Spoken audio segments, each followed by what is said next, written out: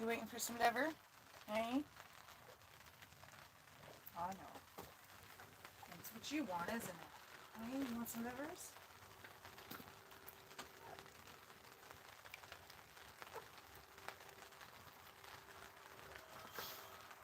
It's gonna rain here, I guess, all day.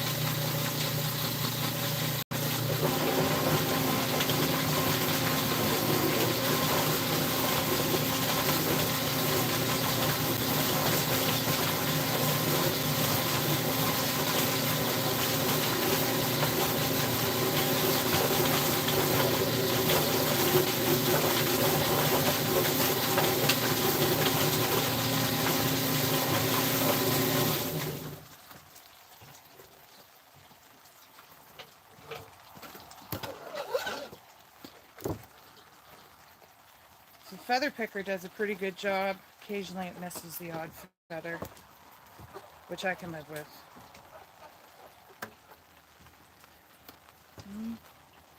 Otherwise, it looks pretty good. So we're going to take the head off.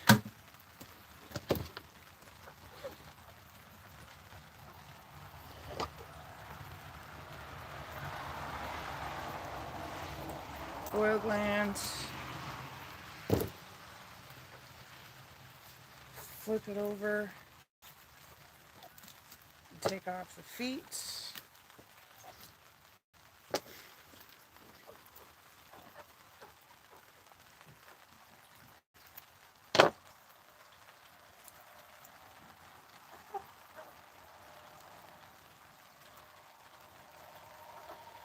And then we're going to get the crop here, which is super slippery.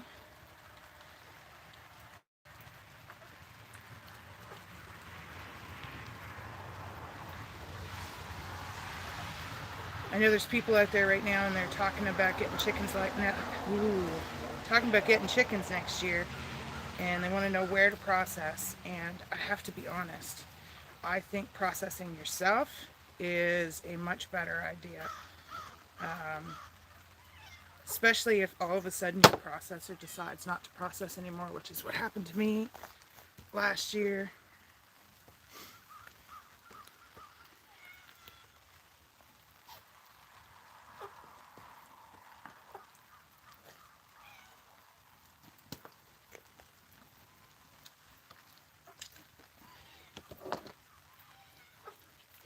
Go down one side of the vent, down the other, broken my hands, and under like that. And then that's everything there. And then I want to get the lungs out, which are kind of sponge-like, like that.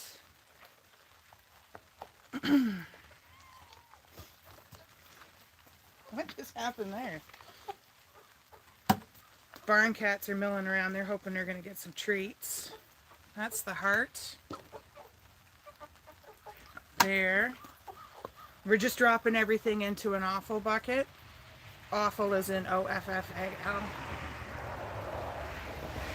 Make sure we've got the trachea, because sometimes that detaches, which it did this time. We want to make sure we got it all. I mean, it's just the trachea, it's the airway, so it's not particularly nasty or anything. It just isn't overly pleasant. So, and that's the bird all cleaned out. And then normally kidneys, and then we've got the liver right here. Luna, kitty, over there. Go over there. Barn cats are standing here waiting for liver. Every time I set this up, Luna, they know. And then you've got the gizzard and everything else, and we're not going to keep any of that. I just don't have a market for it, so that's why I don't keep everything off into the offal bucket. And feet go that way.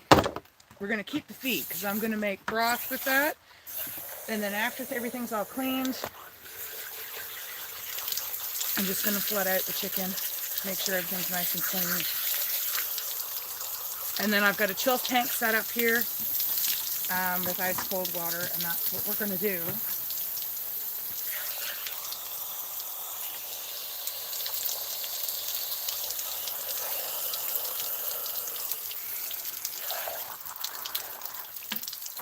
And that's it. And you've got a nice, pretty chicken. You want to leave these in the chill tank for a couple hours to make sure they get completely cold, and then refrigerate them for about 3 days.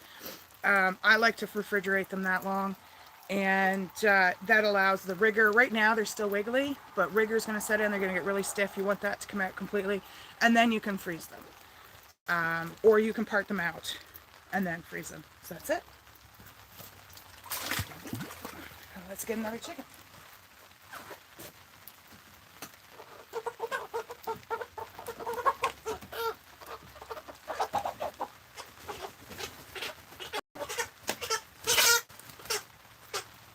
So what we're processing are meat kings, also known as Cornish cross. But here in Atlantic Canada, we call them meat kings. It's kind of like a brand name, like Kleenex.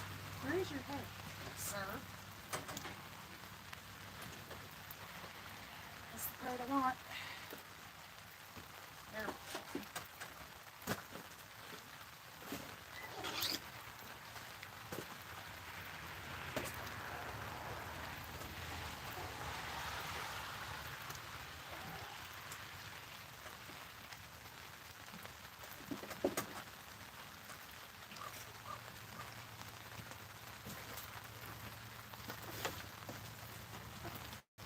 So I use a kill cone.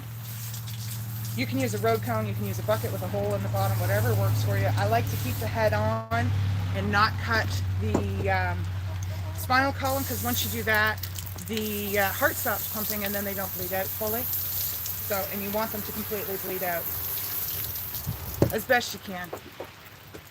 So, and then they're going to go through some final movements as their nervous system shuts down. And then we're going to scald them. Our scald tank is set at 144.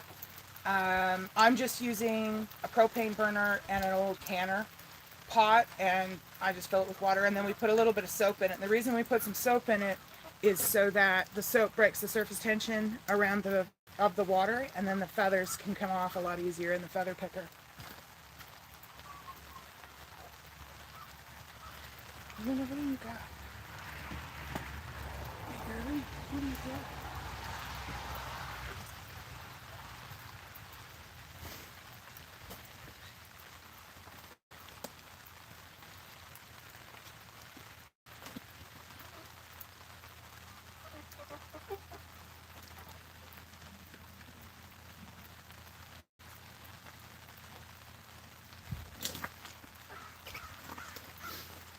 So if you have any questions, feel free to ask. I'm happy to answer as best I can. I'm doing 50 chickens today. It's going to take me about 5-6 hours total. I'm not going to run the camera the whole time, but I'll do a few of them so that you have a demonstration. I also have a video that I put up that is an actual video on my channel that you can watch if you can't stay for the live.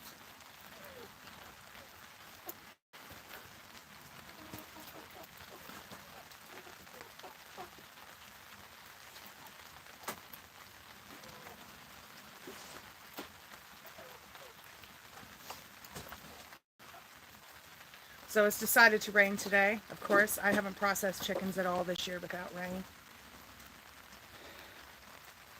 Makes for a long, cold day, unfortunately. But we set up the canopy, makes it a little bit easier. I'm just using a plastic cutting board that I got from Princess Auto. It wasn't super expensive. I should mention we're in Canada here. We're in New Brunswick, northwestern New Brunswick.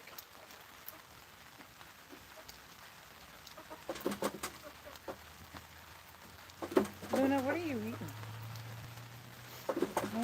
And my barn cats all hang around. They know when the gear all gets set up that they get to eat a few bits of liver as I process. so they wait for that.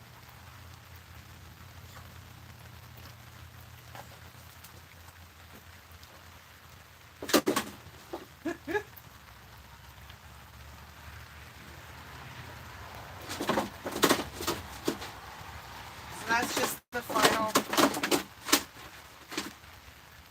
nerve contractions.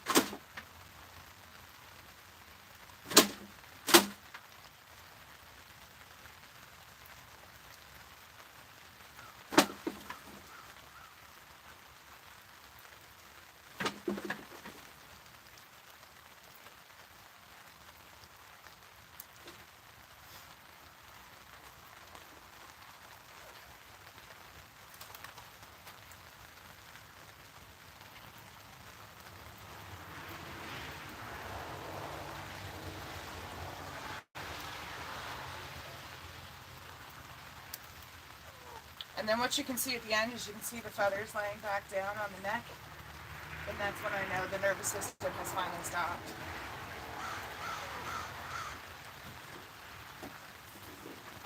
We're going to go into the scald tank. And I like to stir around in the scald tank a bit, make sure we get a nice even scald. I'm going to grab another chicken so I can get this done a little faster.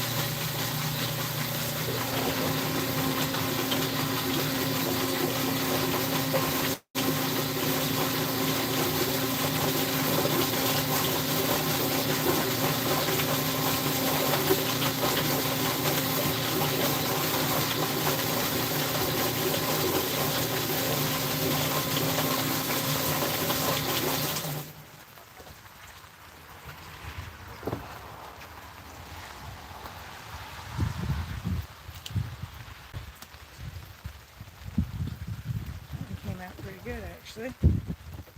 Take the head. Sometimes it don't pull, but there we go. This time it did. And then over.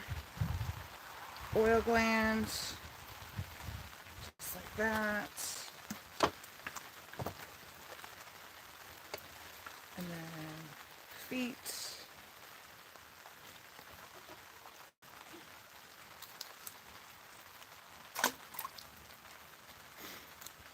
So again, we keep the feet here, makes really great broth. This one you can see the scald was actually just a little too hot. I think my tank's getting too hot.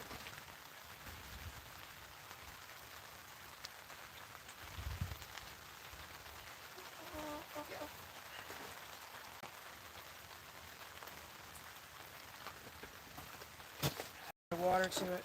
So what happens is if your scald tank is a bit too warm, it will, the skin will tear when you get into the feather picker. So on this one, it's not so bad because it's right where I want to cut anyways. It didn't go all the way through.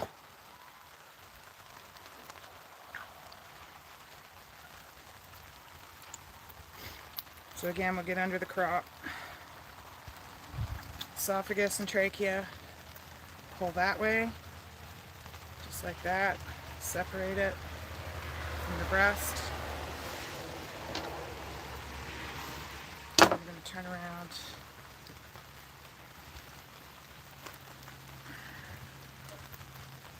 Pull everything open.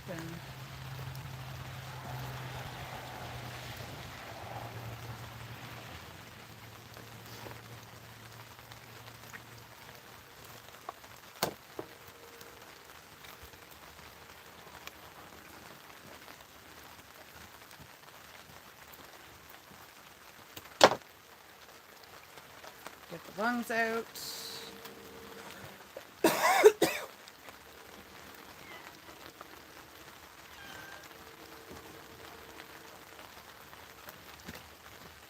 The rain's starting to come down harder now. Hopefully it stops.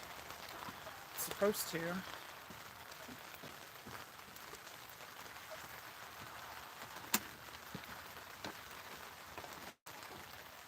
You still waiting for more livers, Luna?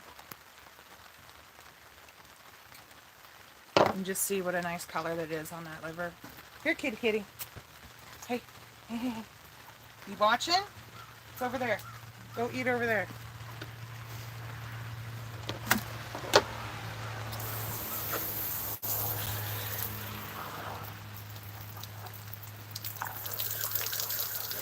So it's not a bad process. It's fairly simple. You know, it takes a little bit of getting used to. This year's the first year I've been willing to film it and teach other people, but I think it's important that other people see that it can be done at home. So, just like that.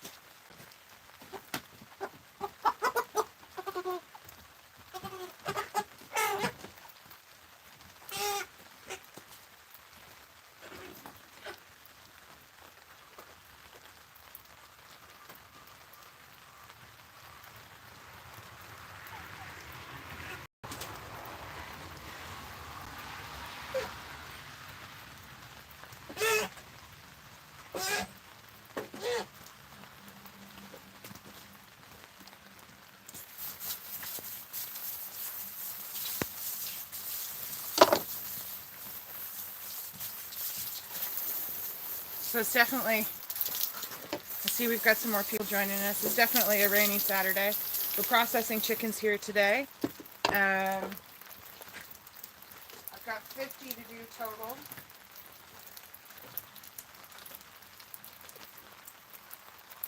So, and I like to check the wings to see how easy the feathers pull out. And we're not quite there yet.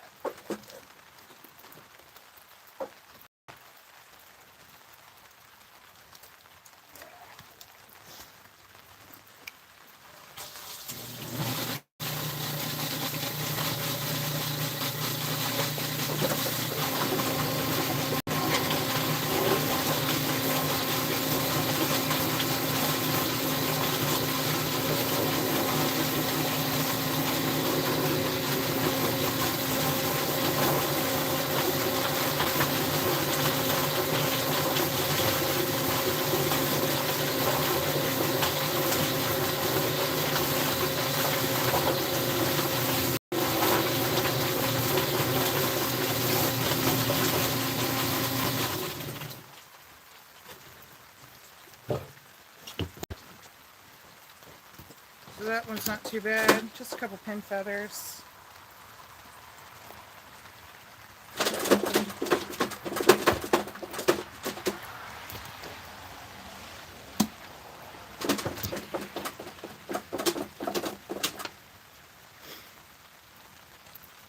So again, we got the head off, and take out the oil glands, just like that, and flip it over.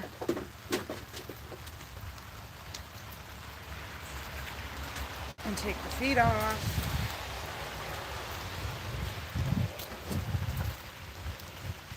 Yes, Marcia, thank you. It is a good skill. You know, it was a big, when I first did it, it wasn't easy. And to be honest, I don't really think it should be that easy to do.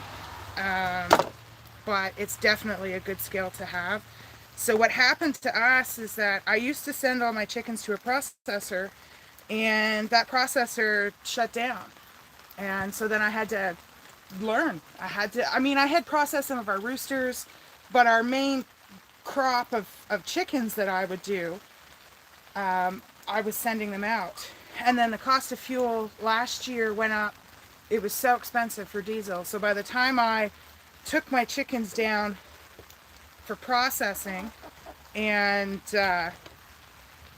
had to go back the next day to get them, it was just so cost prohibitive.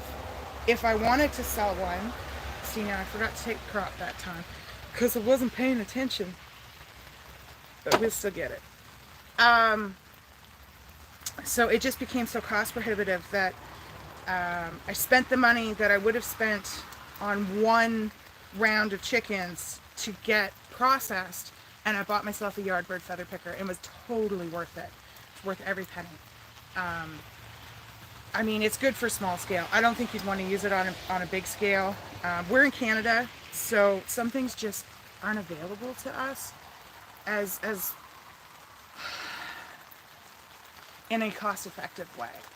I think the Featherman stuff looks great. It's made in America, which I think is wonderful. But once you add the exchange and the shipping, it's just so expensive, and it's really not accessible for the backyarder. Especially when you're first starting and you're not really sure this is something you really want to do.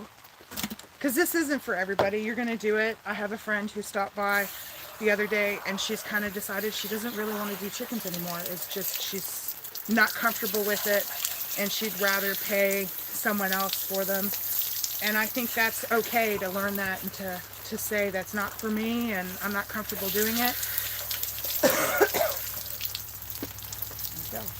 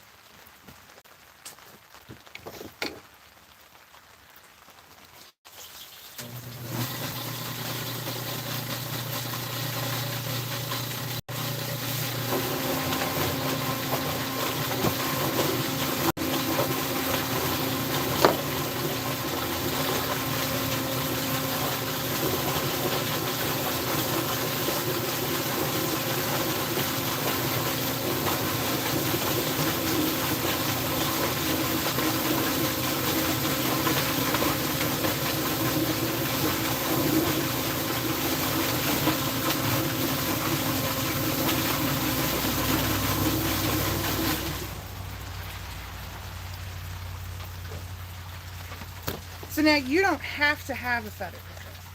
I used to do them by hand. When I was only doing 15 birds, it was perfectly reasonable to pluck 15 birds by yourself and get it done.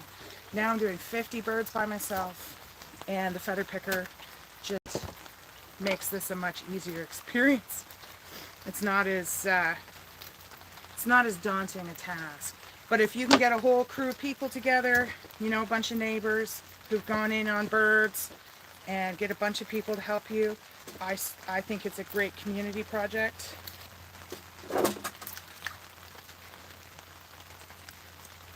I don't know why I'm struggling today.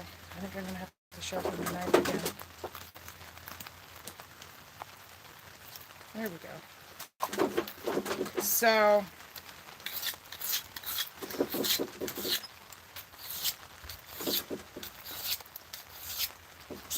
it doesn't really matter what knife you use, as long as it's a knife that'll take an edge. I picked this up for like 25 cents at a yard sale. It's a carbon steel blade, that's why it's so dark. But it does the job. And it's my favorite knife for this. But there's plenty of good knives out there available that you can use. Let's try that.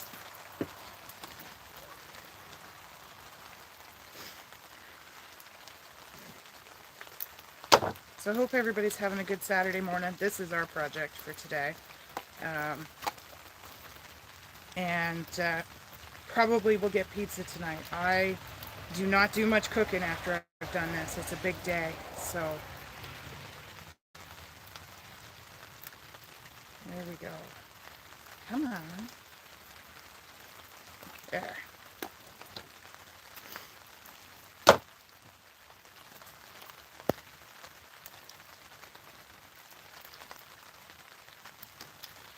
Oh, thanks, Marcia. Yeah, I work really hard to have healthy chickens, to have clean chickens. We raise ours on pasture. I think that's the best life for them. I started out, basically I looked at Joel Salatin's book, Pastured Poultry Profits, and the first year I followed his methods to a T, because like any recipe, that's what you should do. And then we kind of changed a few things that work better for our climate. We're in northwestern New Brunswick. It's a shorter season here. I don't really like doing chickens this late because they don't size out the same, and they don't get as much fat on them because it's so cold here now. It's almost at freezing temperatures now at this point, and so what happens is they eat more just to stay warm rather than size up. But so what we do is we put our chickens in a brooder in the garage behind me here, and they stay in there for 2 weeks to 3 weeks depending on the weather. Like if it was raining like this for a couple of days, I'm not going to put them on pasture because they're not going to survive, and it's going to be hard on them. So, but if we've got a stretch of nice weather, a few days of nice weather, we put them out in a 10 by 10 on pasture, 10 by 10 pen that's nice and light that I can pull myself. And we move them every day until they're about 6 weeks old, and then I move them twice a day because of course they're eating more, they're getting bigger, and they go through more grass as they get bigger. So what we're looking for is at most 1% loss, which is where we hit this year. So 1% is basically one bird for every 100 that we raise that we might lose, and that's where we're at. There we go. So there's no necessity for having a whole bunch of losses when you're raising chickens, unless you got a predator issue and then you need to fix that. But otherwise, I'm just gonna pull the camera in a bit because it's starting to rain a little more, and my camera's not quite. Of course, now you guys can't really see what I'm doing. Well, you kind of see what I'm doing. Arguably, I'd say my chickens are nicer than the chickens you buy in the store in Canada as well. But what you waiting for, Nona? You want another piece of liver? You know that's coming, don't you? Yes, you do. You know I set all this up, and then you get treats. All right.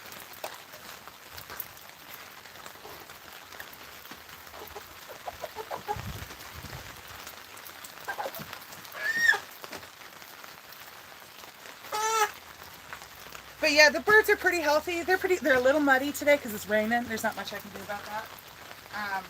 But for the most part, they're pretty clean.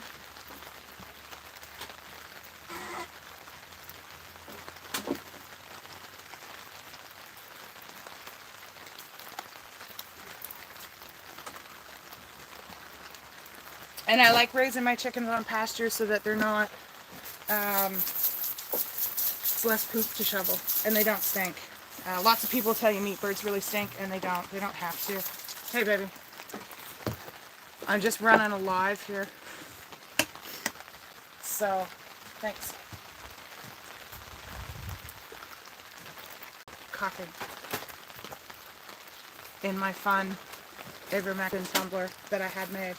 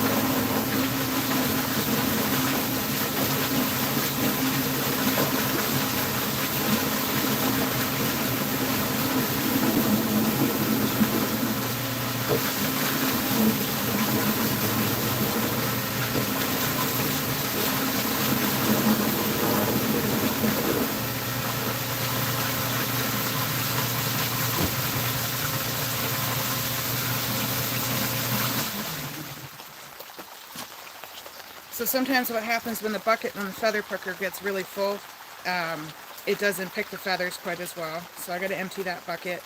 You can see we didn't get a really even scald because this doesn't want to, the skin doesn't want to come off this foot. So there we go. So sometimes they require a little more hand picking,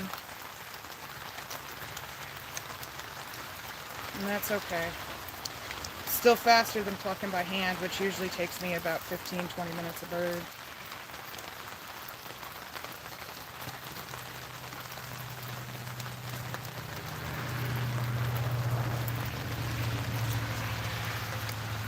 So, and the feathers on the back of the bird, they're harder to get out. The skin is tougher.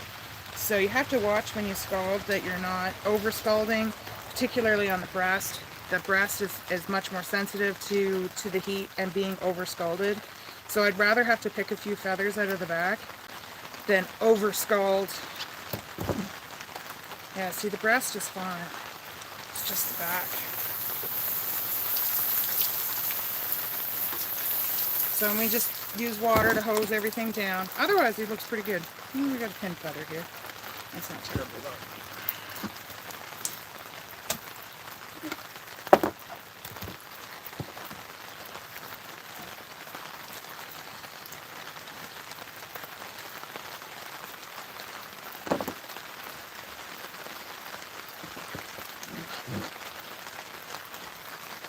Yeah, that's better.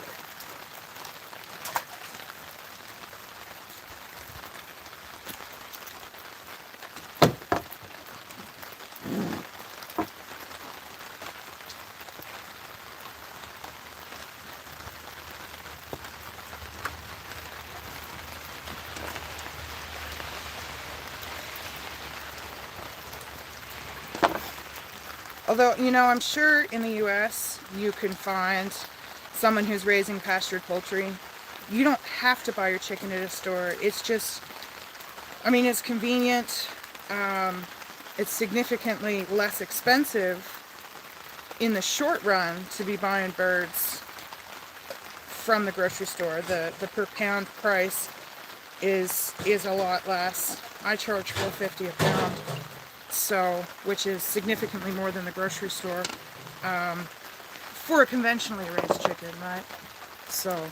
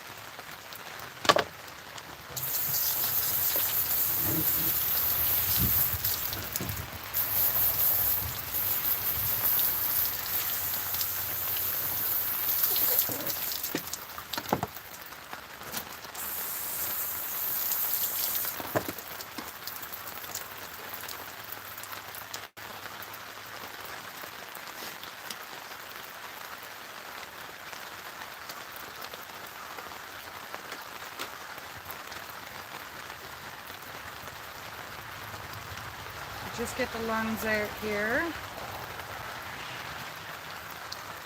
And that. Oh, there goes the migratory birds. Is it? Flood out the cavity. And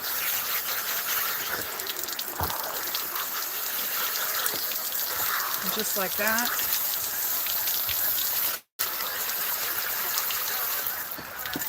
We're done. I've got another nice chicken.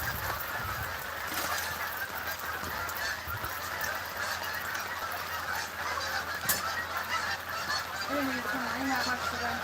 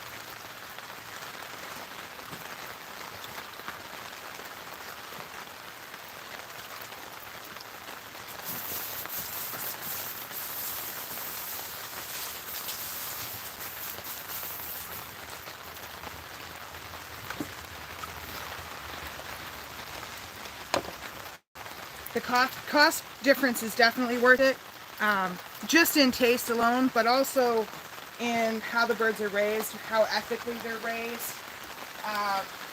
For me, that's really important.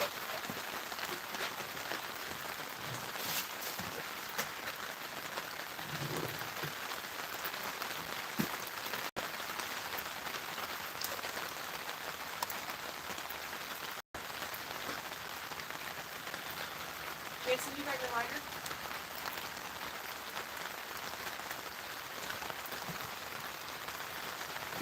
My husband's in feeding the birds. My fire went out on my stove.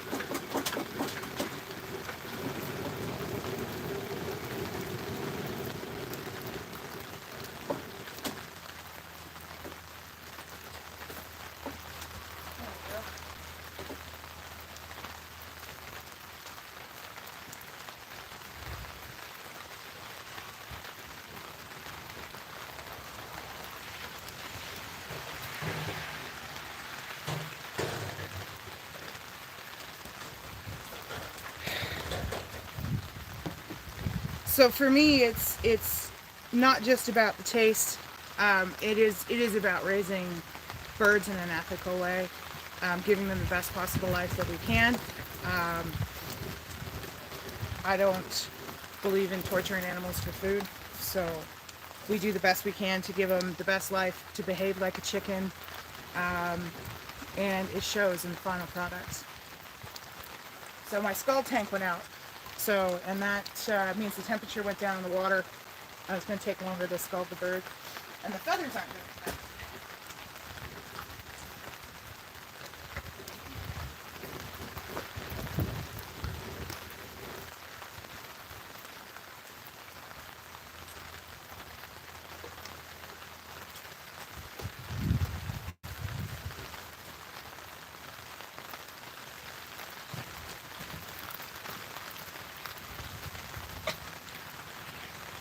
There we go.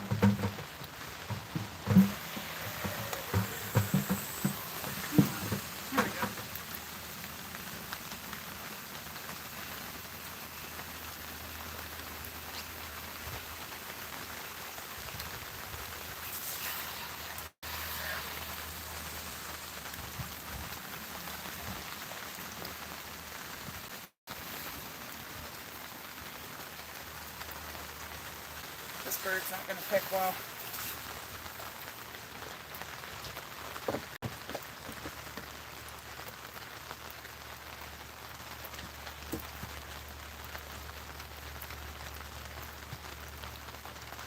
It's not bad.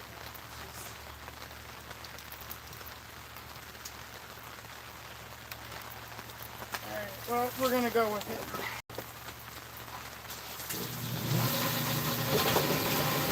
Hopefully it picks alright.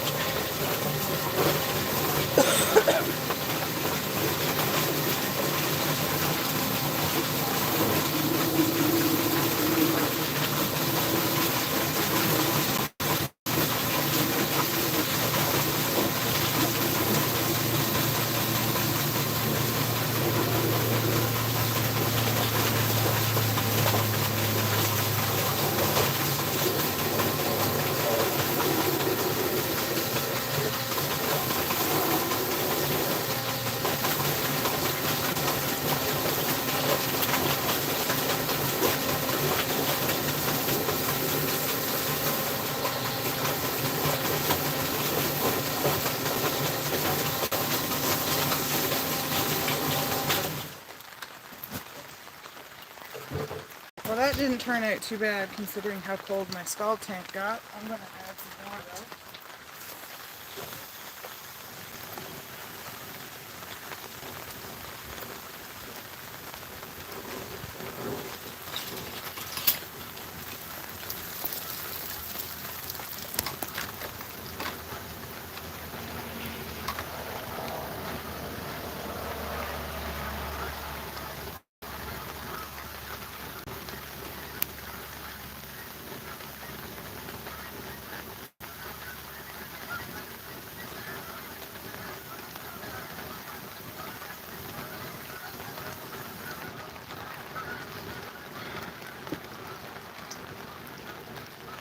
So the good skull, usually what I do is when it's in the skull tank, I try and pick the feathers kind of out of this area on the bird, like on the wing. And if they pop out real easy, then it's a decent scald and it's ready to put them through. You can see here, I got a bunch of feathers left.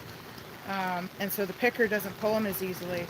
The problem is that if I leave it in the skull tank too long, we're going to cook the bird. And I don't want to partially cook the bird because that's just gross.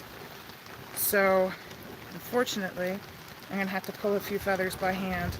But again, it's better than having to pluck the whole bird by hand.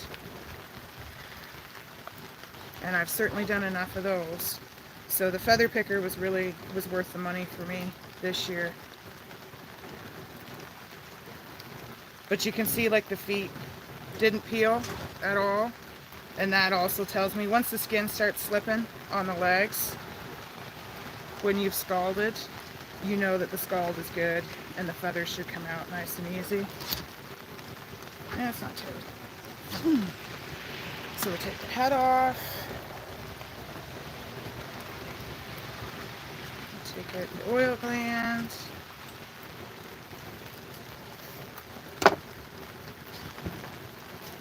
Take off the feet.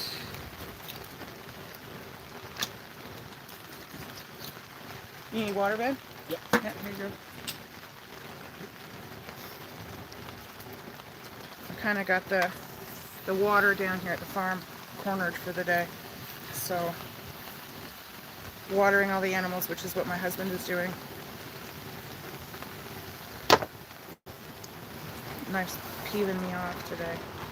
It's a little more difficult.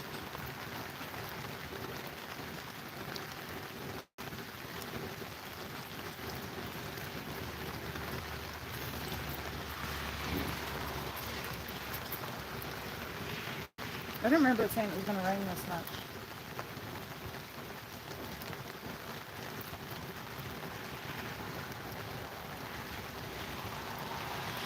I have to admit, I don't think the weather people actually know what they're talking about.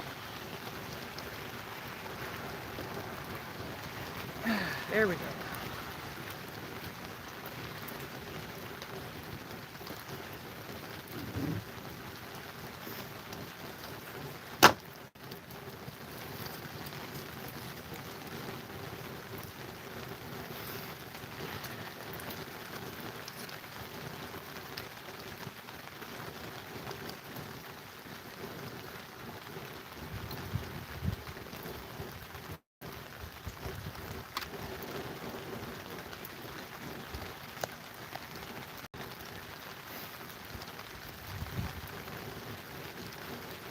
All right.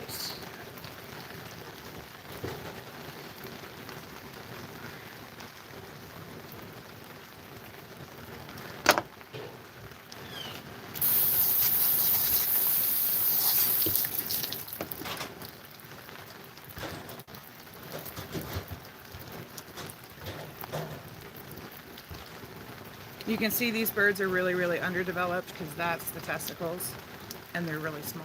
So these are quite young birds. They're about 10 weeks. So as you raise them out, the problem with the meat birds is that as you raise them out, they can get tougher. They're more apt to die because they've been bred to gain weight quickly and convert feed really well. And they do that very, very well. The problem is that because they gain weight so fast, you have to watch that they don't. I know that cat's around here somewhere. I guess she left. She got tired of waiting for me to give her some liver. So they gain weight too fast, and if you're not careful, then you start having mortalities and legs breaking. So I find that we don't have that problem really raising them on pasture because they're getting a bit more exercise.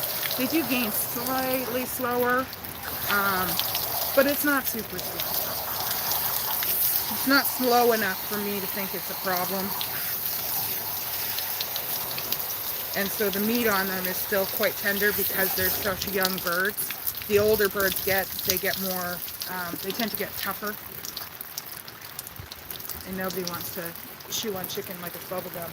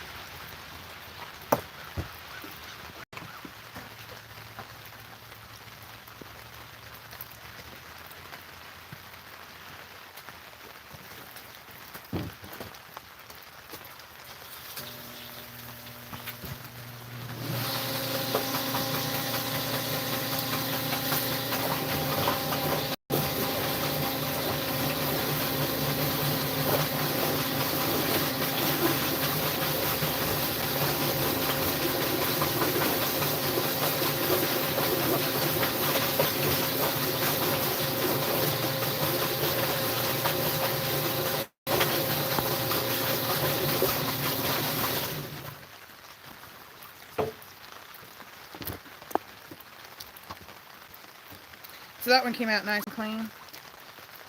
Feet are all completely naked.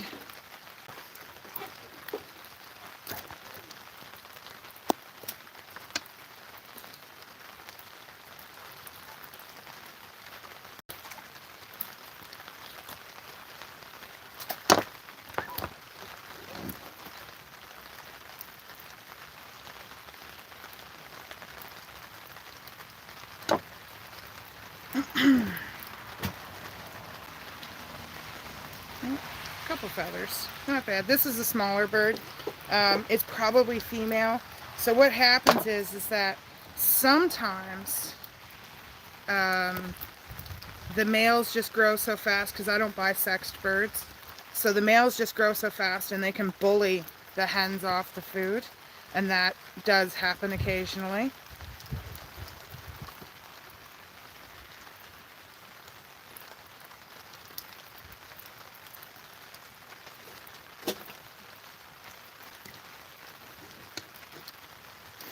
And so they don't get as big. Some people like to buy sexed birds. They do tend to grow a little more uniformly, but we prefer to have a variety of sizes, so it works well for us.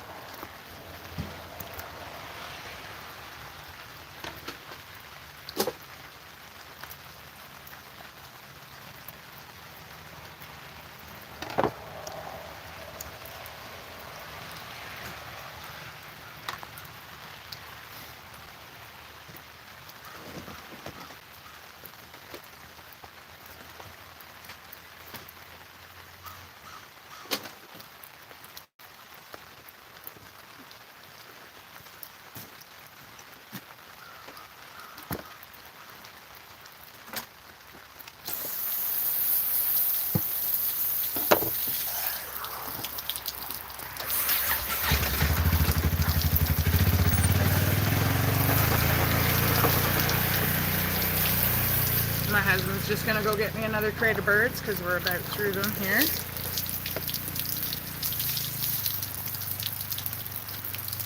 So that's a smaller chicken. That's probably about 3.5 pounds, but it's still a good meal. I mean, it's nice enough for like a family of 3 or 2 people who want to have leftovers.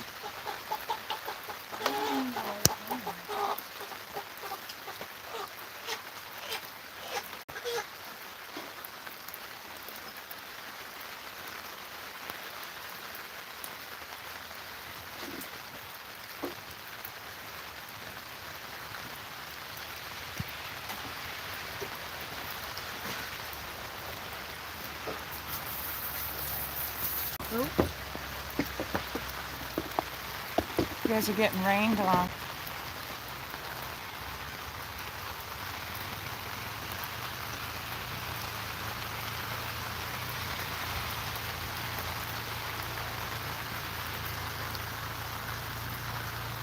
I kind of like chicken too.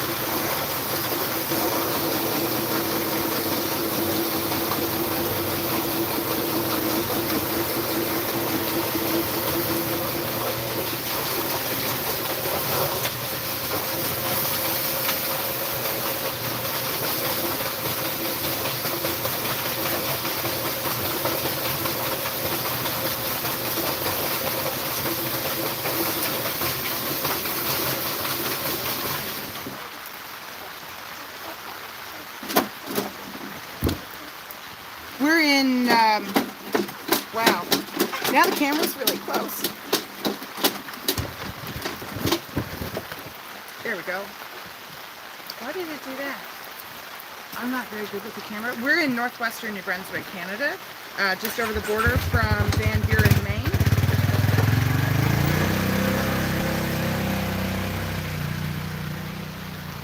And she's a rainy, rainy day today. I'm not sure what's happening, but that camera has zoomed.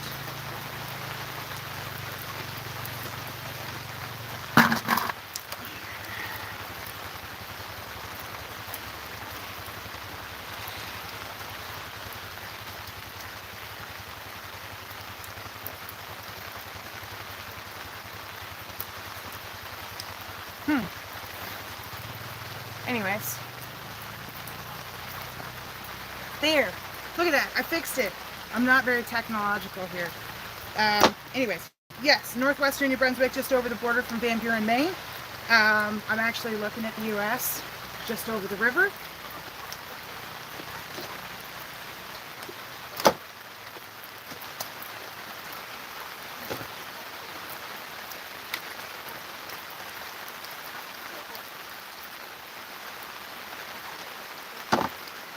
My husband's been very helpful. He's bringing me all the chickens now. We just started with the one crate to get me started there. So, but I don't think the rain's going to stop for us, which is too bad. But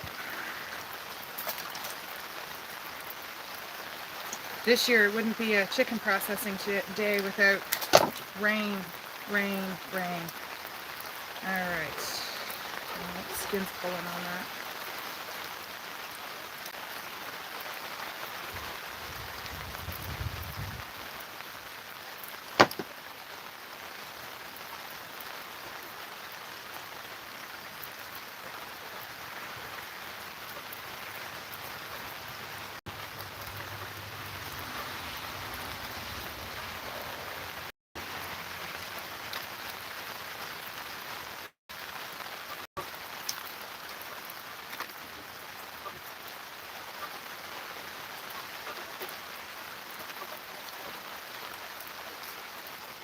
There we go.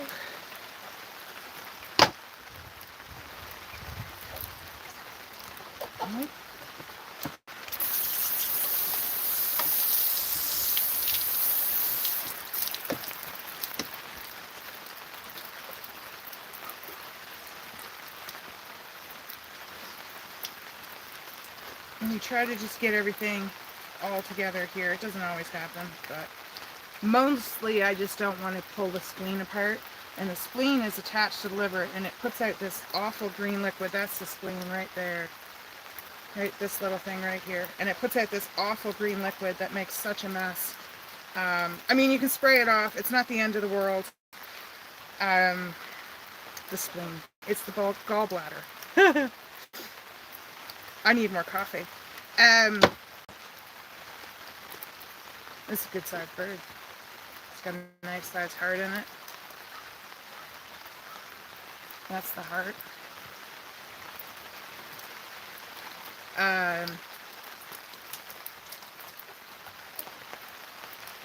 This is mostly for family use. For us, my in-laws, my dad, a couple of friends that participate in this. But nobody wants to stand in the rain today, and I don't blame them, so here I am. And I just want to get it done, because at some point we just have to process the birds. Here in New Brunswick, if I want to sell them farm to table, they have to be processed in a licensed facility, and I am not. So, although arguably those rules are not about food safety, because I could give you a chicken, but if I sell it to you, then for some reason the government says that it's contaminated, and I'm not really sure about the science on that. But anyways. Good kitty, kitty. Mother?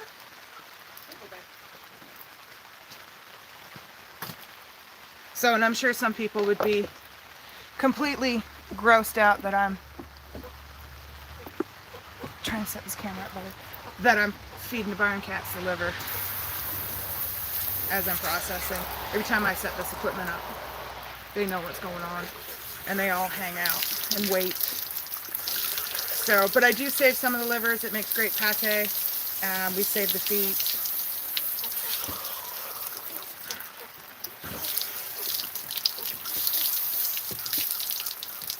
But I do wish we could do farm to table. I would love for more people to access pasture-raised chicken and know what it's like and realize that it's just so much better than what you can buy in the stores. But that's, here we go, finished bird.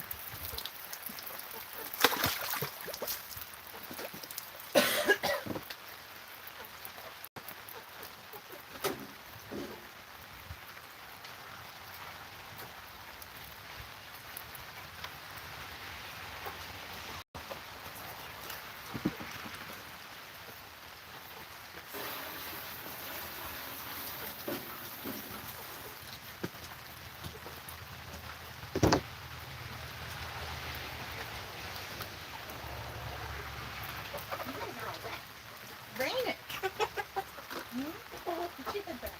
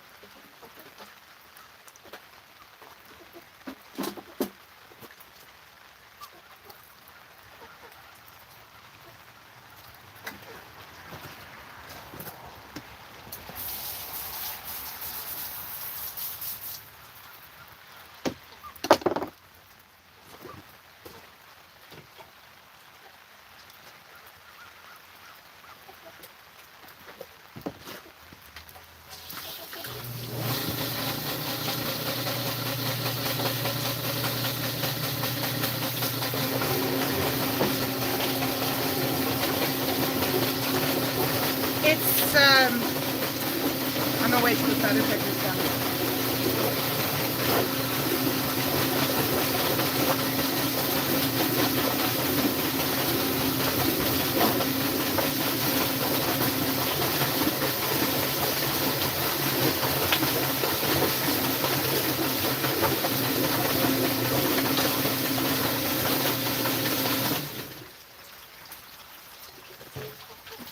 It's quite common here for a lot of people to do processing.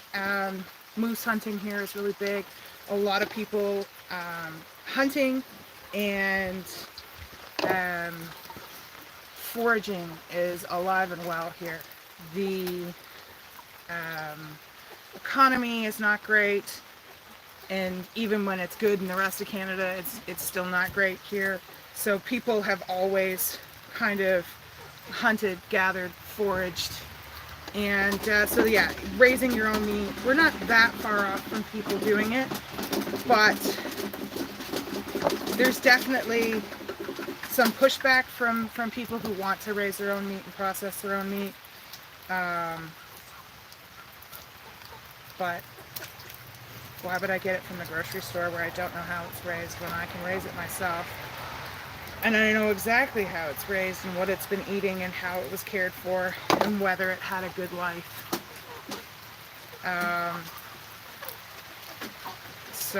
But we eat a lot of game meat here. So there's a lot of backyard processors. There's a lot of that going on here. It's not that unusual. What is with this weather today? There was a slight chance of rain. And it is just pouring.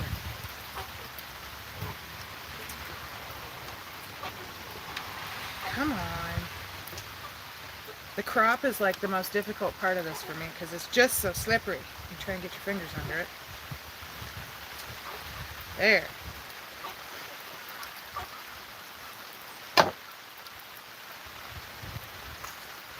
So, but I'm not originally from this area. I grew up in southern Ontario, northwest of Toronto. And this was just not as prevalent as it is here. The rules around this kind of setup are significantly tougher in Ontario than they are here. Here, they just don't have the population to have the people to prevent and inspect, so it just kind of doesn't happen. So the population of New Brunswick is less than 1 million people, so, and it's a pretty big province.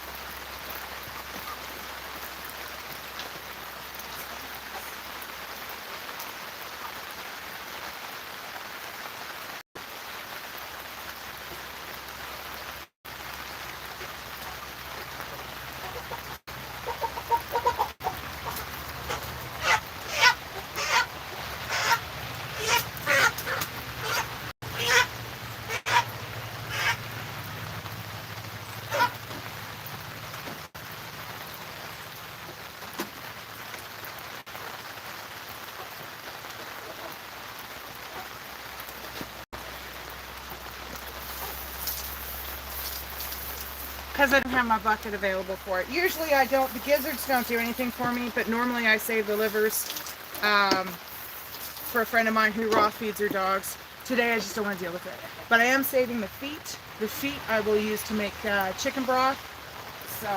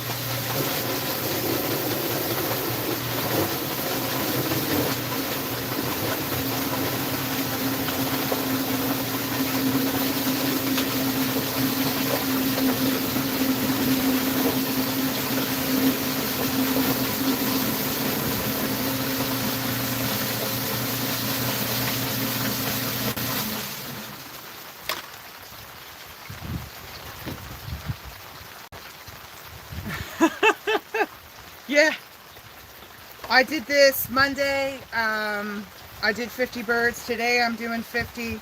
Tomorrow I've got a friend coming over. She got a little happy with the incubator, and she's got about 40, 45 roosters that she's asked me to help her dispatch. So we're going to process them out. I don't know if she's going to save them all, but she wants to learn, so we're going to do it. And you can certainly get, I mean, it's not great meat off a rooster, but it's not bad for chicken salad and making lots of chicken broth, chicken soup. If you're going to pressure can that, it's just fine. Yeah.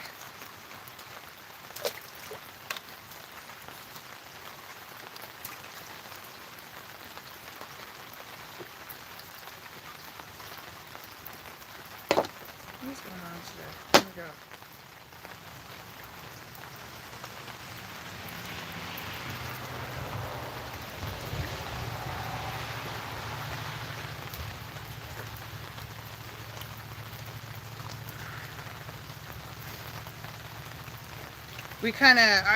I used to be a long haul trucker, so this is until I retired, what, 7 years ago, 7.5 years ago, when I had kids, and I wanted my kids to have good food, so we kind of started this adventure, and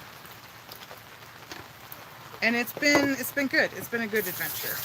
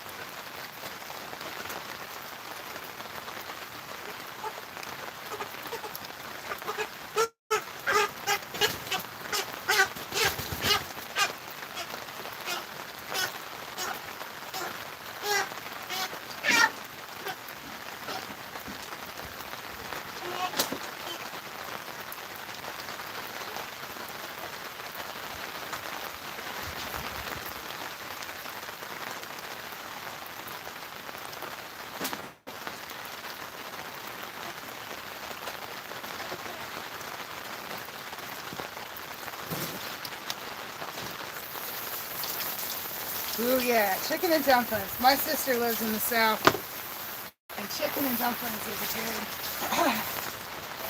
a good meal. Here, we have the French make what's called chicken stew.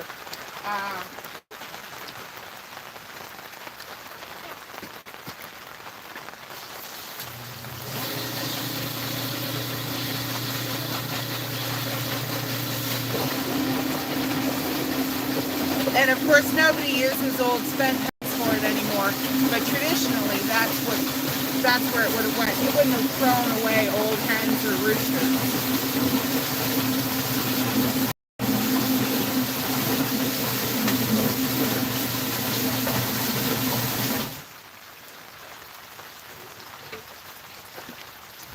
But my kids love chicken stew. They know it's got dumplings in it. Not quite like Southern dumplings.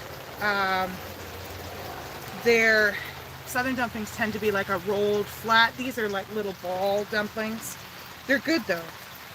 It's just a different style of stew. But my kids know when I come home with day-old chicks in like 8-10 weeks, they get Nanny's going to make them some chicken stew, and they get pretty excited about that because they just love it.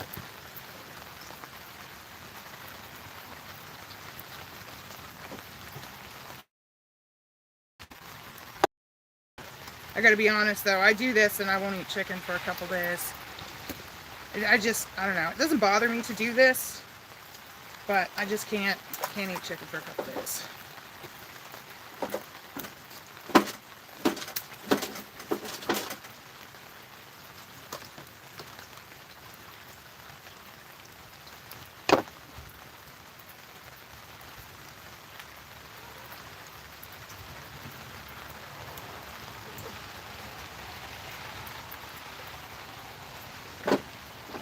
We do turkeys as well. I don't raise a lot of them, just enough for us to have like Christmas, Thanksgiving. This year I didn't do one for Thanksgiving because I was driving a potato truck for the potato harvest. We're in potato country here, so I didn't bother with Thanksgiving. Canada has Thanksgiving on the second Monday of October.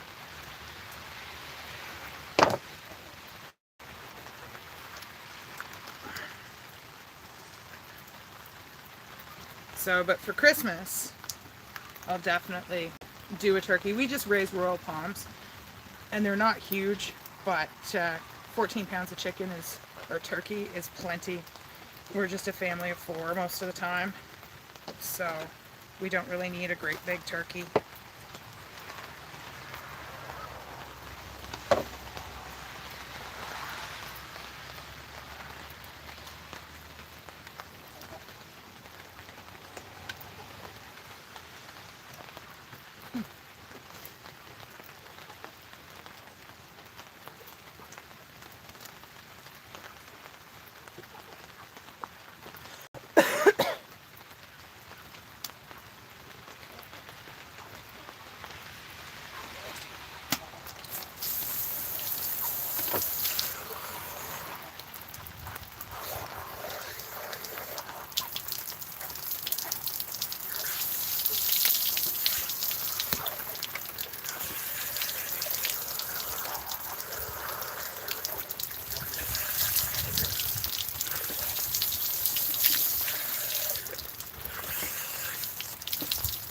There we go. There's another one.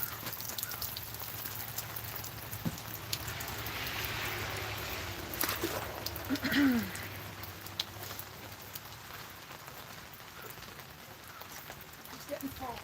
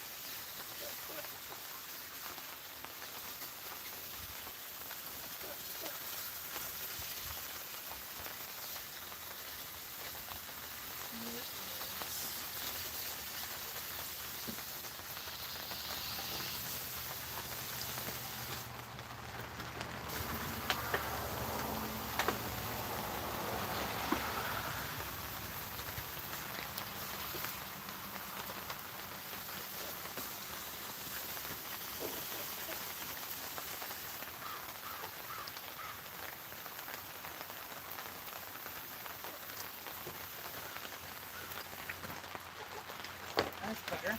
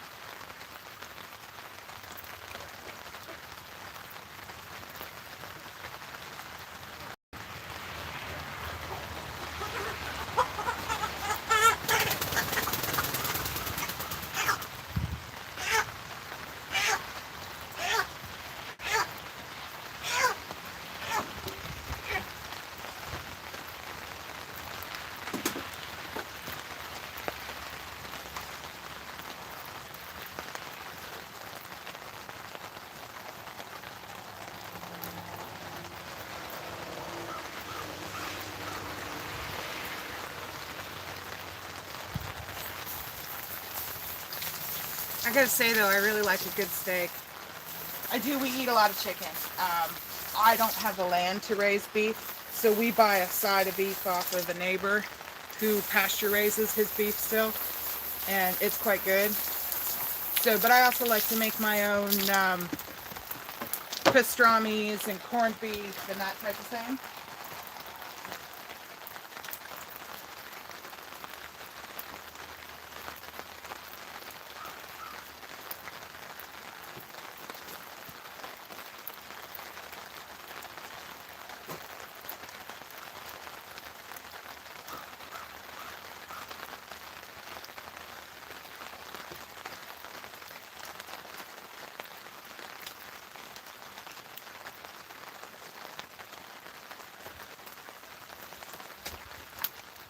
And then the burger we get from him is really quite lean, so I like that as well. My son loves hamburgers, so we gotta have that.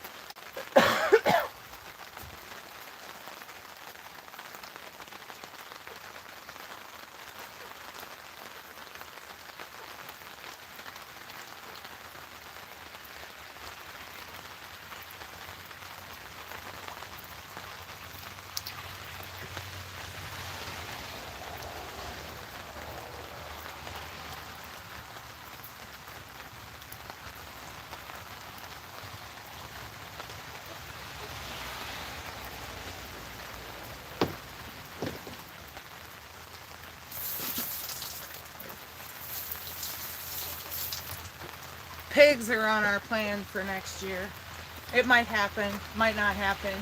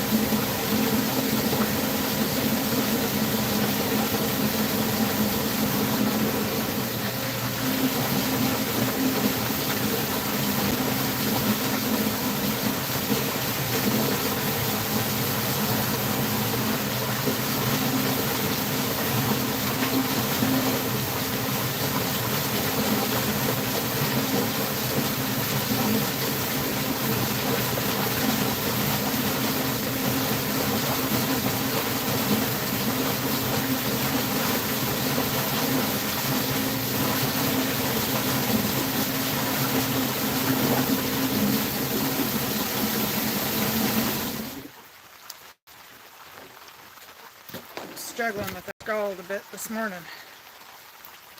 It just doesn't want to stay lit, and so I'm not getting the best scald. Oh well.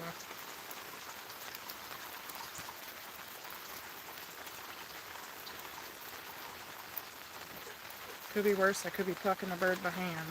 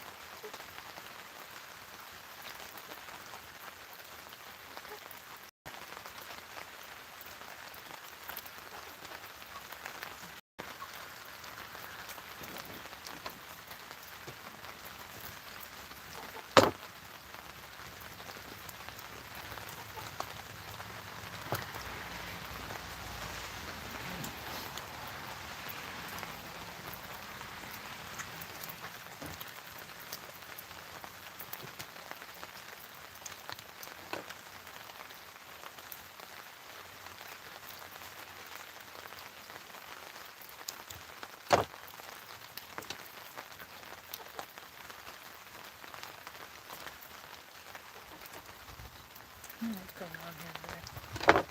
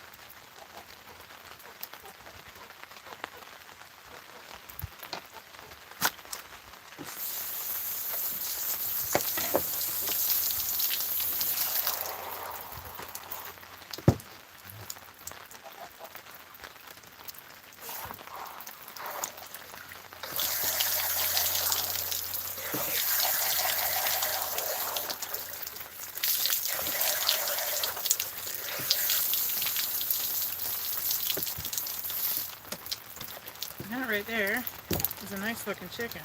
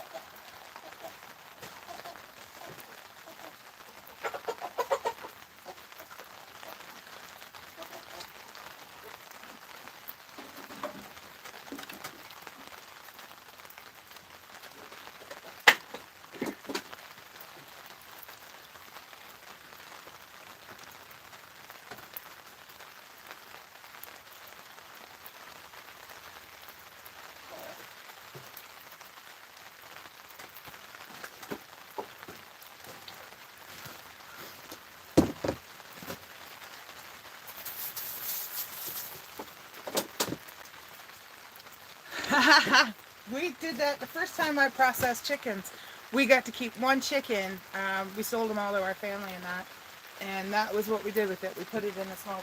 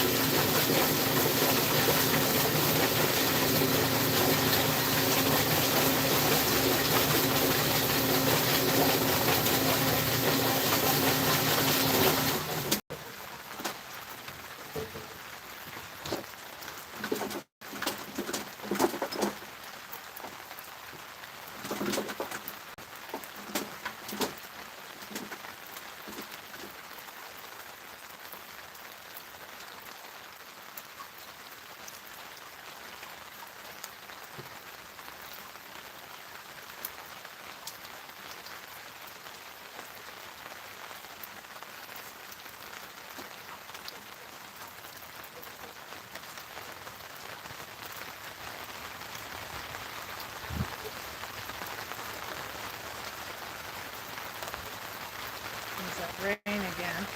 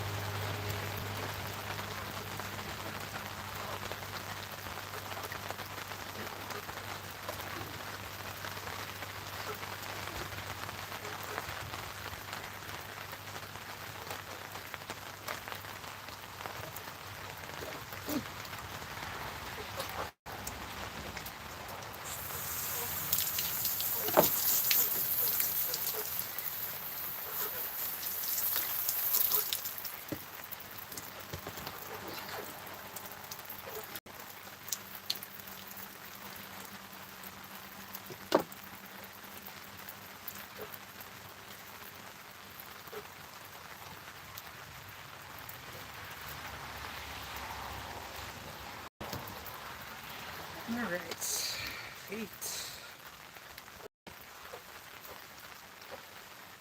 I had posted the other day about making chicken broth with chicken feet, and people were just absolutely disgusted by it, and which I think is funny. At one time we wouldn't have bothered, we wouldn't have wasted the food. Everybody would have done it. But for some reason now we think those types of things are gross, and I think they're good.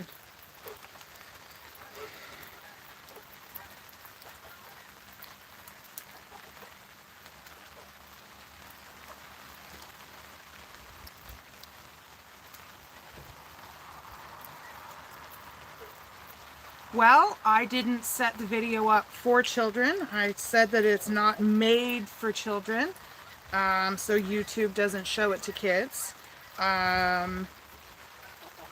I've also labeled it what it is, which is chicken processing, and there's no seat belts here, so you don't have to stay.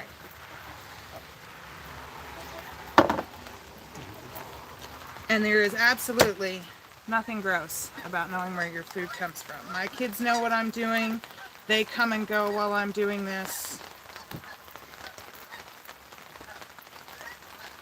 So you're either welcome to stay or you can go. But there's certainly plenty of people that hunt, and I don't know how that's any different than this.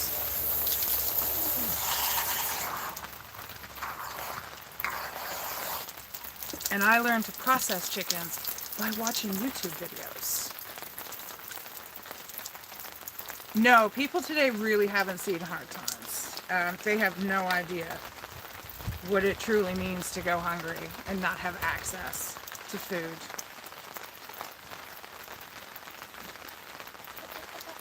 So, GCW Creations, I'm assuming you're vegetarian, so I'm not really sure why you clicked on a video about processing chickens.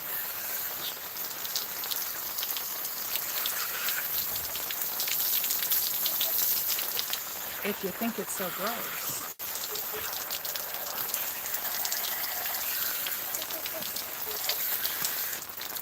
Just saying.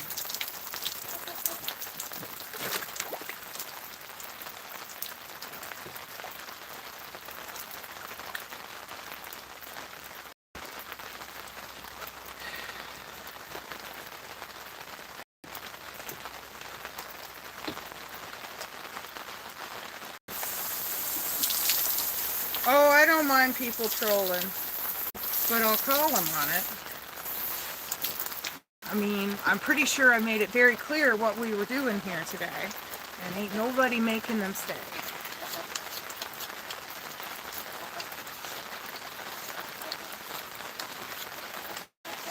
And the number of people who have started raising chickens or want to start raising chickens has increased greatly. And if I can just reach a few people at home that are like, I don't know if I can do this, I'm not sure what I'm doing, and convince them to give it a shot, then I think I'm doing the right thing.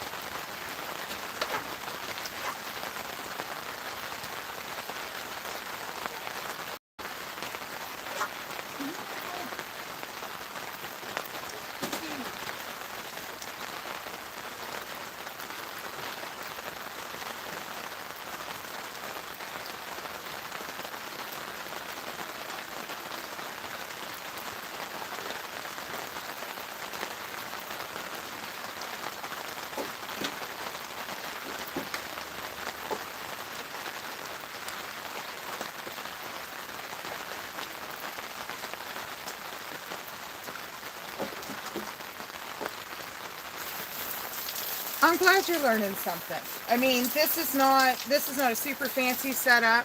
I bought this cutting board here at Princess Auto, which I'm assuming you're in the US, so that's similar to like Harbor Freight or something like that. What's the other store down there? I can't think.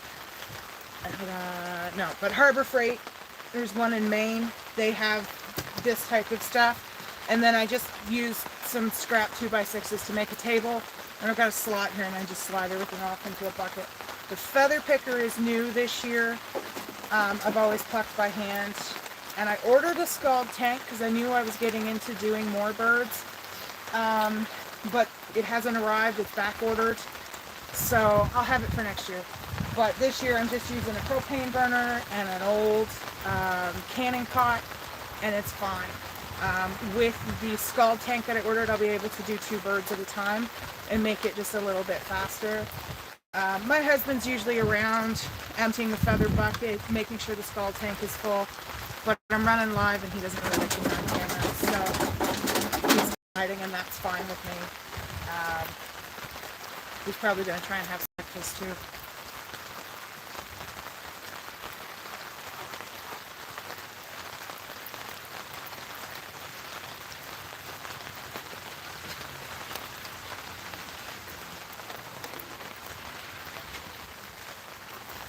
And the other thing is that everybody does this a little bit different.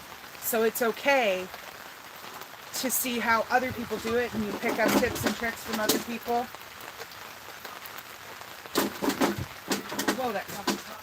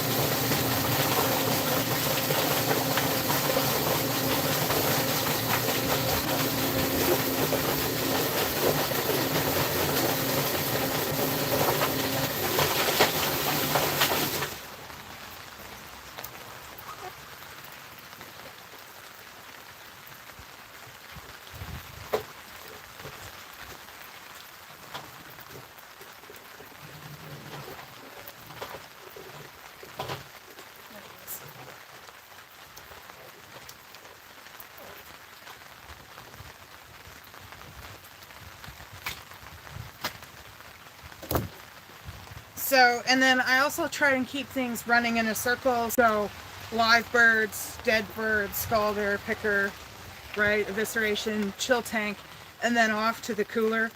In the summer, I run a walk-in cooler. This time of year, I just have a fridge up at the house. So, because I'm also a market farmer, so I raise vegetables for sale at the farmer's market, and I do cut flower production as well. So, we do a little bit of everything here.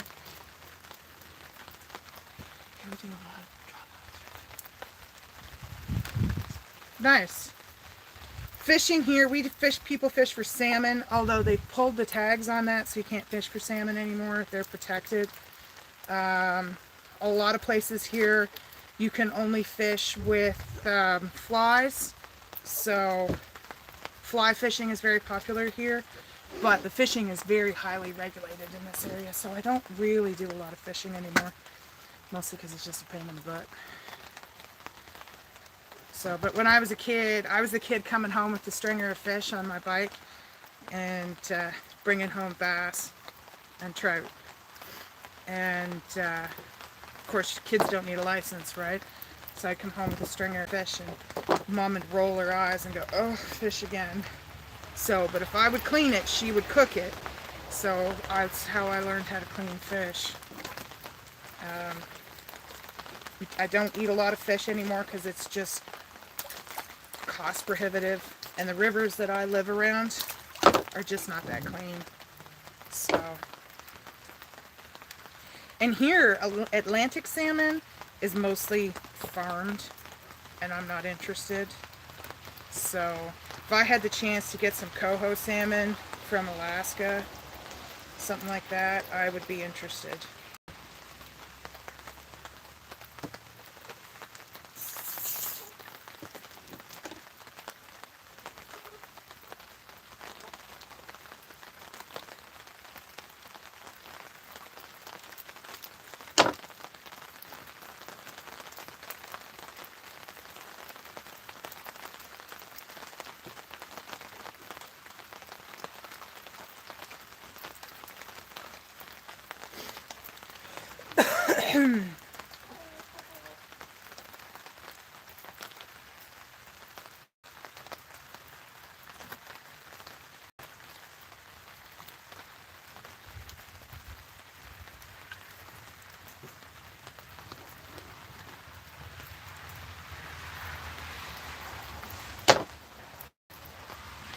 You're from the South, man. I haven't been to the South in ages.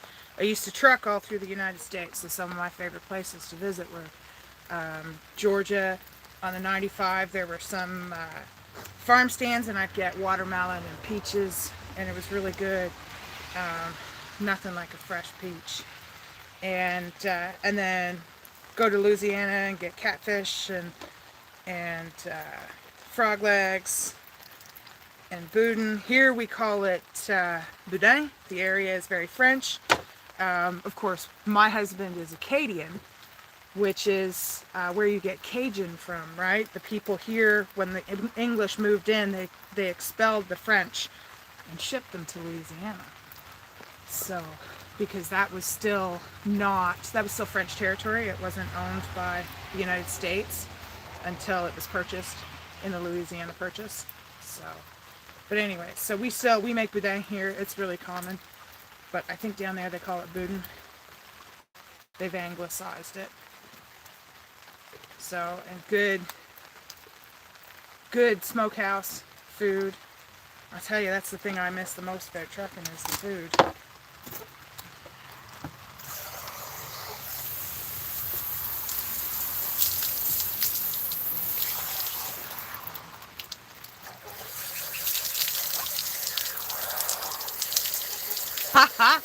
So I grew up in Southern Ontario, and the Niagara region actually has really good peaches. They do.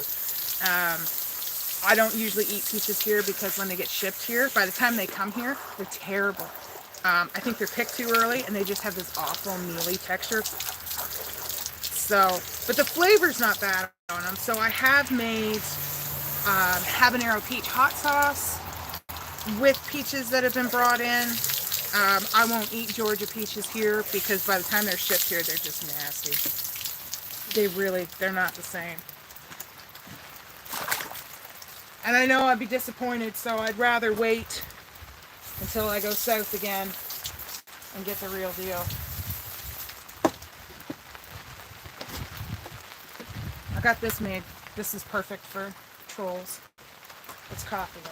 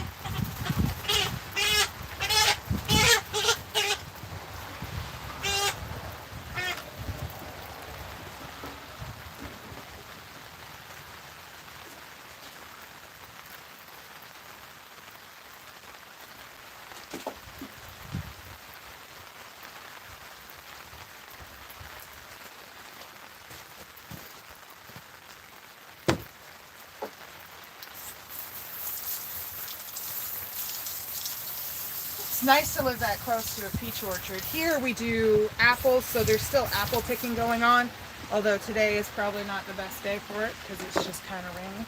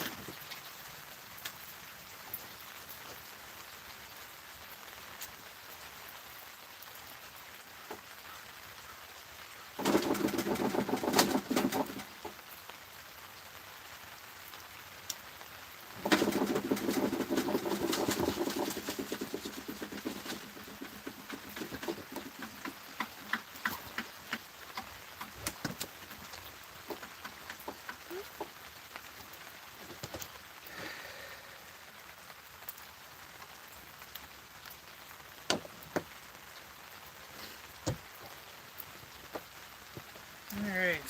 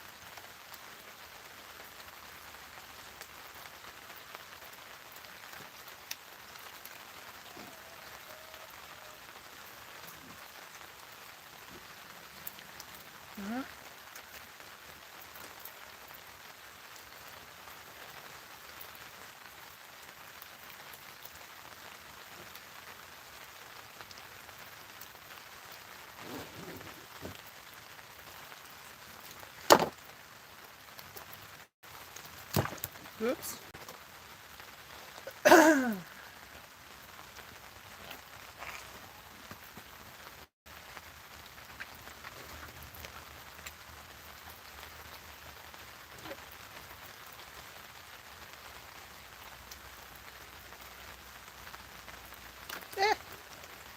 Get slippery.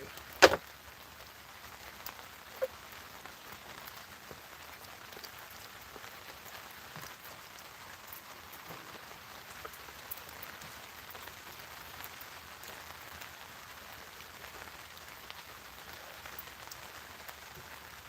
we go.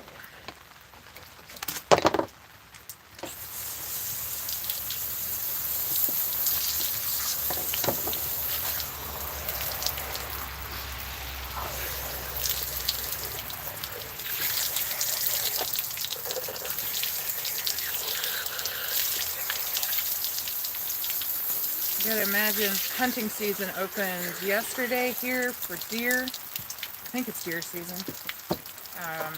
And I can't imagine the guys are too happy about that. The weather should be awful cold and miserable today.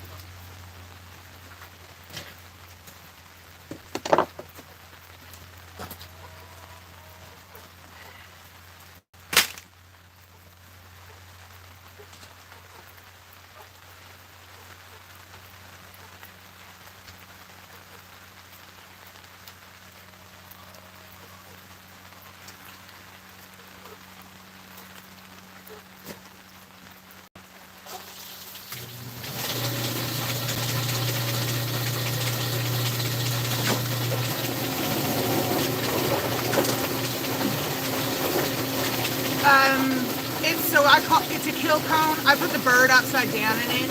And what it does is it holds the body all together, helps everything stay so that the blood drains out really well.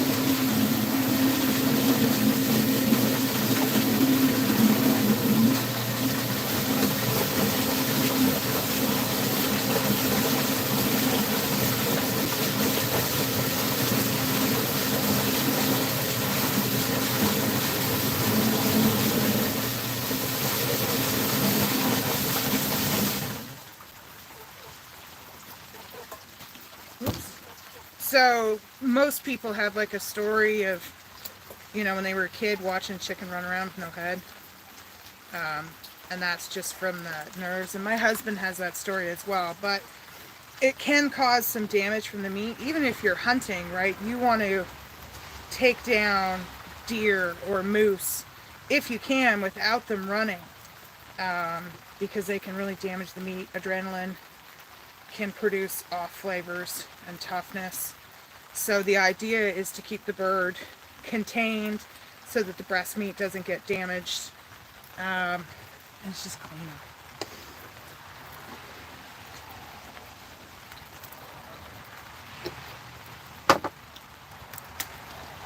So that one's a larger one. It's actually designed for turkeys, but the chickens I raise are generally about 6 to 8 pounds.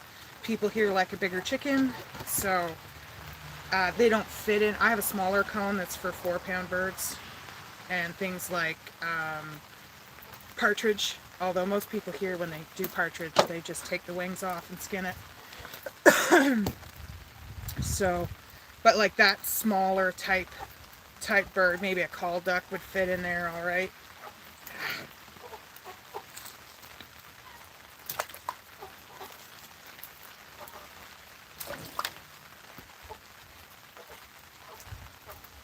Yeah, that's how my dad did it too, the hatchet and stump. He was like, what are you doing? The first time I set up the cone, he's like, why do you need that? But it just, that way I can just leave the bird there and it's draining, right? And I don't have to worry about hanging it. It's just one clean, it's done. They're excited when they go down. The meat is attached. Yeah. So the idea being that you want to make it as clean a kill as possible, right? So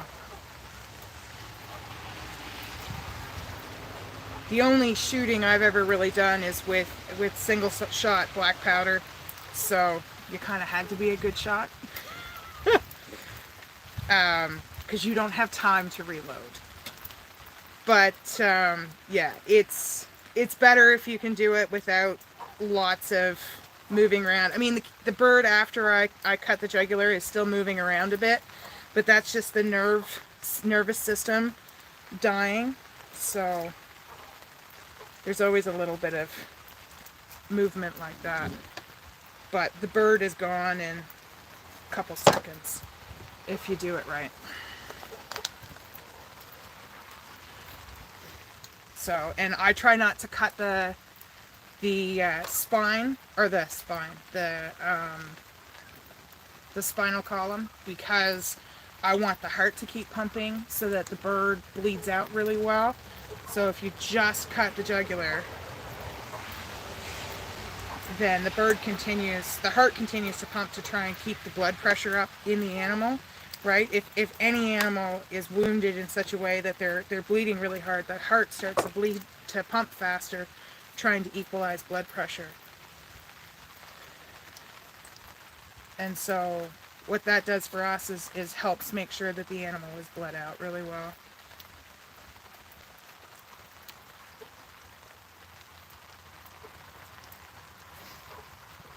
You can get cones from different, I mean, you could use a road cone. If you have access to a road cone, you could use a road cone. I purchased that, but you don't have to purchase the cone. Lots of people use an old road cone or a bucket with a hole in it. Why is this not? Oh. Just to kind of contain the bird.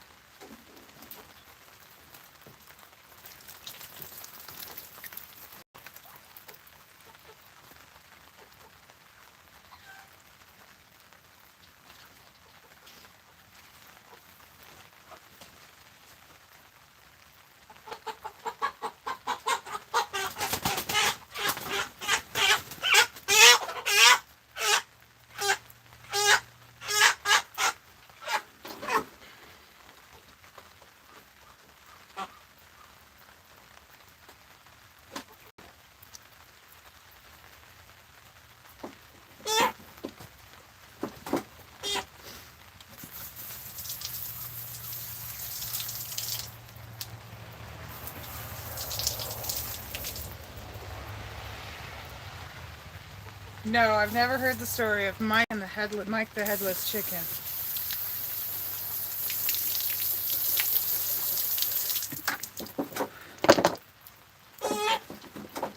What's going on?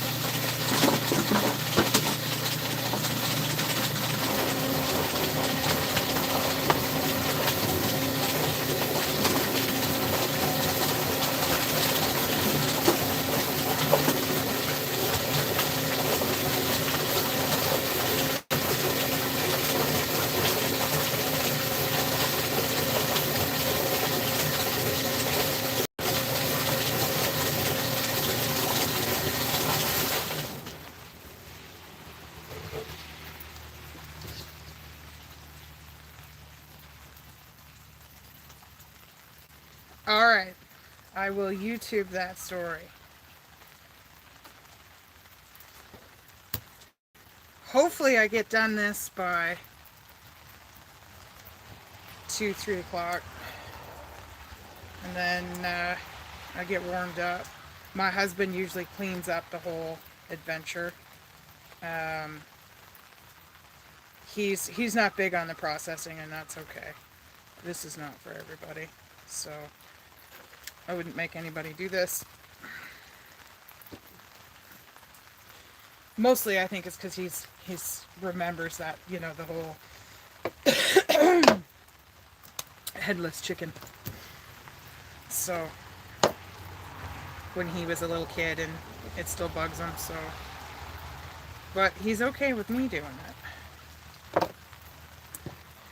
My kids come out, usually when it's not raining, my kids will come see what Mama's doing.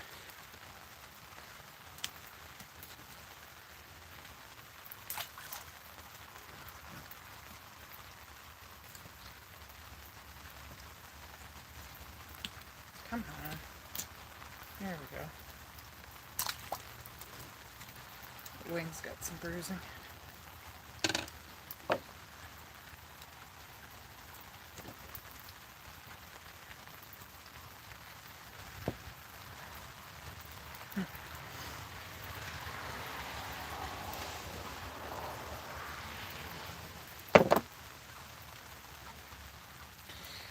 And I don't think it's the smell of this, it's the smell of the scald tank. The smell of the scald tank after about 20 birds starts to get a little rank.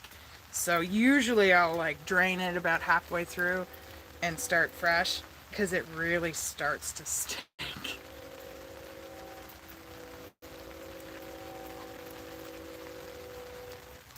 Come on, where are you? Stupid slippery thing.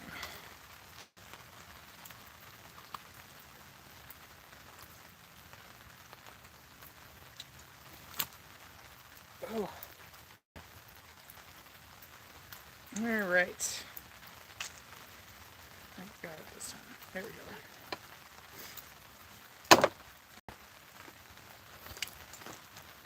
Yeah, I think you just kind of, you either get used to it or you don't. So, well, it's been really nice chatting with you. I'm going to have to end this because my phone is going to die. It uses a lot of battery to live feed, and I have been here for 2 hours. So we're about halfway through, which is nice. So I've got her set up good today. So we're just going to crank through this, and hopefully I'm done by 1, 2 o'clock. So I appreciate everybody who took the time to stop in, and hopefully next time there'll be some more people. YouTube doesn't allow me to have a huge following because I don't have that many subscribers yet. So, but as I go, they will allow more and show it to more and more people. So hopefully we can teach more and more people how to process their own chickens and be a little bit more self-sustainable and give them some confidence. So,